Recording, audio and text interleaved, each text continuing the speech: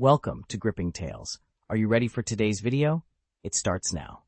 My name is Sarah Chen, and I'm an investigative journalist who specializes in cold cases and unexplained disappearances. I've covered serial killers, cult massacres, and government cover-ups. But nothing, and I mean nothing, prepared me for the story I'm about to tell you. It started 3 months ago when I received an email from a woman named Margaret Winters. Her entire family had vanished after attending a traveling circus in rural Montana. Not just missing, completely erased, like they'd never existed. No bodies, no evidence, no trace. Now, I get a lot of crazy emails in my line of work.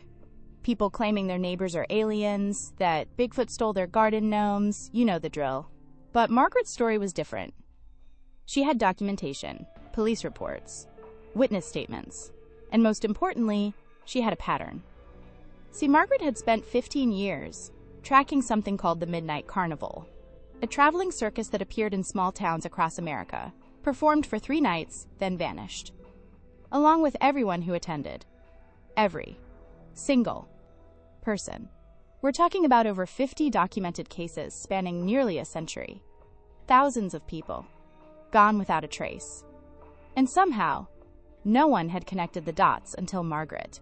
The first recorded incident was in 1923, Cedar Falls, Iowa, population 847. The Midnight Carnival rolled into town on a Tuesday, set up in the wheat fields outside town, and performed for 3 nights. By Friday morning, Cedar Falls was a ghost town. Every man, woman, and child gone. The authorities found the town completely intact. Breakfast still on tables, doors unlocked, cars parked neatly in driveways. Like everyone had simply evaporated. Of course, back in 1923, communication wasn't what it is today. The incident was written off as a mass exodus, maybe some kind of religious cult thing. The town was eventually resettled, and the story faded into local folklore. But the carnival didn't stop. 1931, Millbrook, Vermont. Gone. 1945, Harmony, Texas. Gone. 1962, Willowbrook, Oregon. Gone. Always the same pattern. Small, isolated communities. 3 nights of performances. Then nothing but empty towns and unanswered questions. Margaret had newspaper clippings, police reports, even some old photographs. And in every single one, you could see it in the background. The same striped circus tents, the same ornate entrance sign, the same impossible sight of a full carnival that seemed to appear overnight. But here's where Margaret's story gets personal. In 2019, her daughter Emma was backpacking through Montana with her boyfriend. They were supposed to check in every few days, but after a week of silence, Margaret called the local sheriff. That's when she learned about Millfield, a tiny town where Emma and Jake had been seen buying supplies. The sheriff mentioned, almost as an afterthought, that there'd been some excitement in town that week. A traveling circus had set up shop. Margaret never saw her daughter again. The official report listed Emma and Jake as missing persons, probably lost in the wilderness. But Margaret knew better. She'd grown up hearing her grandmother's stories about the circus that came to Cedar Falls all those years ago. Stories that were passed down as cautionary tales about strangers who offered magic in exchange for something far more precious. So Margaret began her investigation. 15 years of tracking movement patterns, collecting testimonies from the few people who claimed to have seen the carnival but never attended. She mapped out their route, predicted their next appearance. And that's where I came in.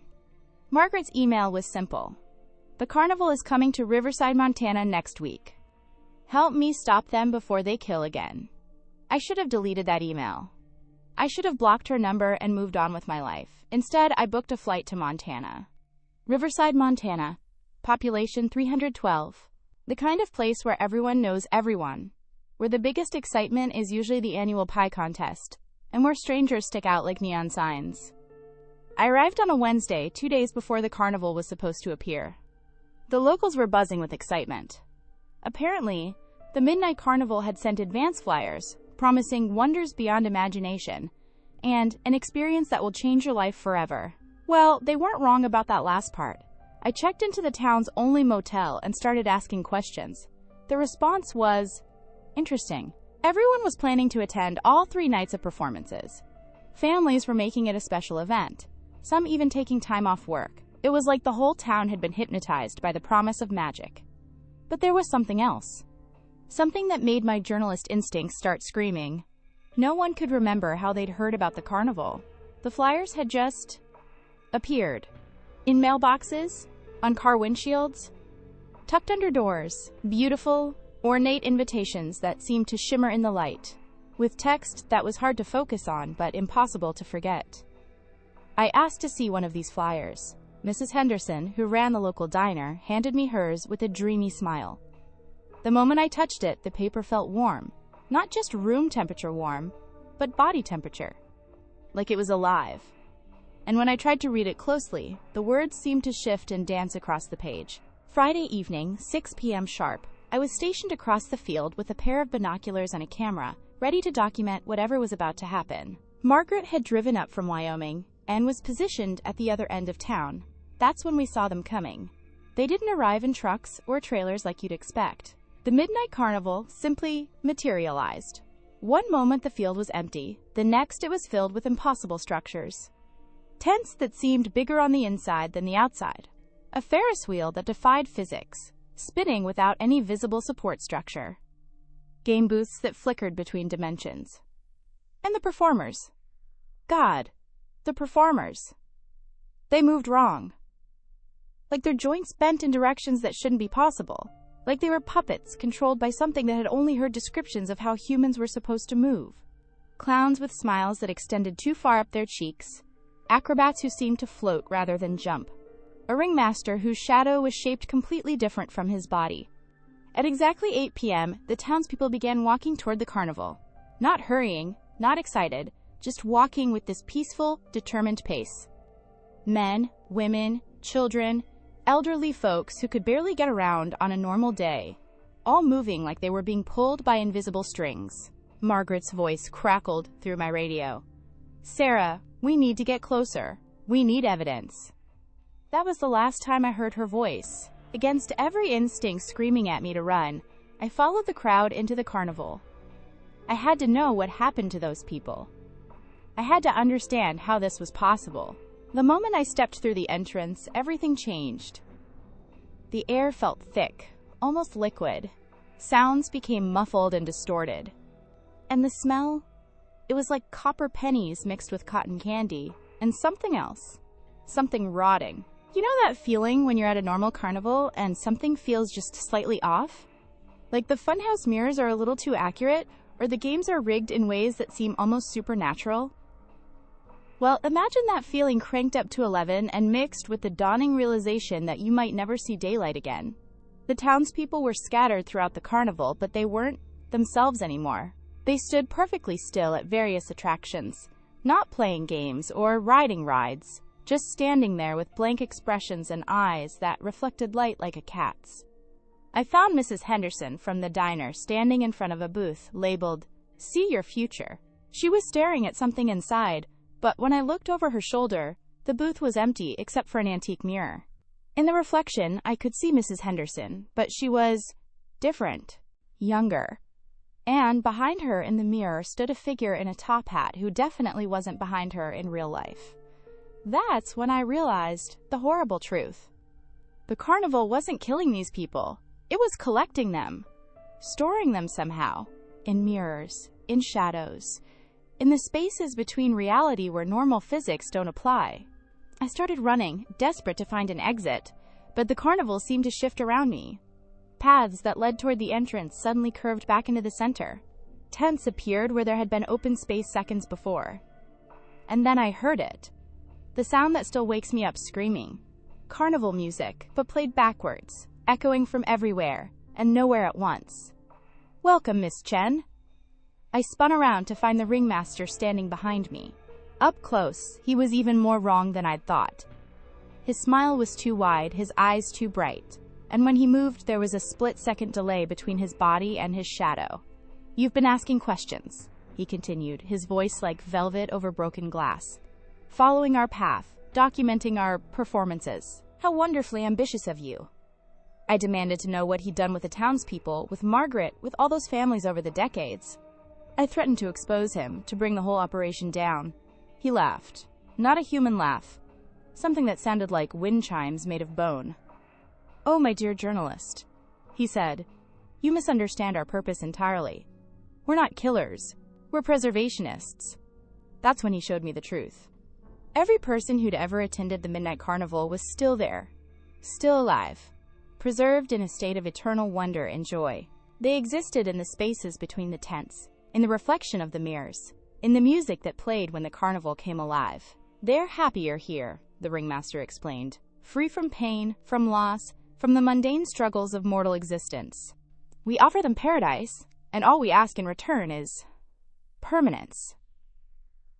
He gestured to the carnival around us, and suddenly I could see them all. Thousands of people from across the decades, watching the eternal show, experiencing endless magic, trapped in a single perfect moment that would never end.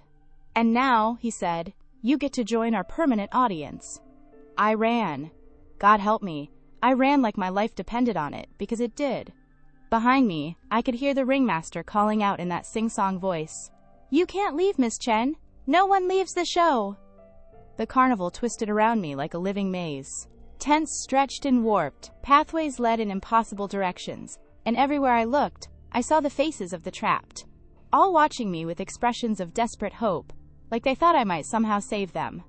That's when I remembered something Margaret had told me in her email. Her grandmother's story mentioned one detail that seemed odd at the time. The carnival could only hold people who came willingly, who chose to stay for the full show. I stopped running and started thinking. Every person who disappeared had attended all 3 nights. They'd made the choice, over and over, to return. But what if someone left early? What if they broke the pattern? I pulled out my phone. Somehow, impossibly, I still had signal, and started live streaming. If I was going to disappear, at least there would be evidence, proof of what really happened here. "If anyone is watching this," I said into the camera, "the Midnight Carnival is real, and there..." The ringmaster appeared in front of me, his face contorted with rage. "You're ruining the magic," he screamed. And that's when I realized his weakness.